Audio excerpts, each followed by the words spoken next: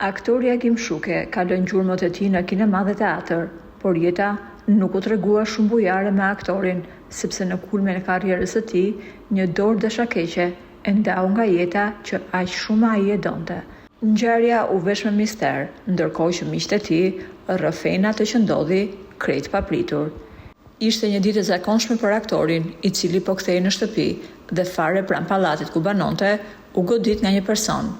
Mjekët në Shqipëri u dorëzuan dhe thanë se Agimi kishte nevojë për një shërbim më të specializuar, duke dërguar atë menjëherë në Rom.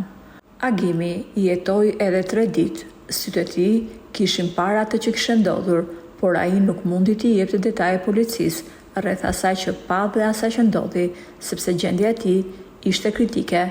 Pas 3 ditësh, ai mbylli sytë për gjithmonë, duke marrë me vete misteri më të madh që edhe policia nuk e zgjidhi dot. U ngritën 2 pista. E para, ky veprim mund të ishte bërë nga ndonjë nxënës i pakënaqur nga nota, dhe e dyta, mund të kishte gisht ish bashkëshortja e parë, nga e cila ishte ndarë e më pas kishte krijuar një familje të re. Këto dyshime u përforcuan kur ish bashkëshortja e Shukes doli në intervistë dhe tha se ajo nuk doja falte vetes që ishte lidhur në martesë me aktorin, pasi kjo martesë kishte dështuar dhe asaj kishte shkatëruar jetën dhe karrierën. Por policia dështoi të provonte se kush ngriti dorë mbi aktorin, duke ia prerë atij jetën në mes. Edhe pas shumë vitesh hetime, familja e aktorit dhe fëmijët ende pyesin drejtësinë. Kush ja mori jetën Agim Shukes?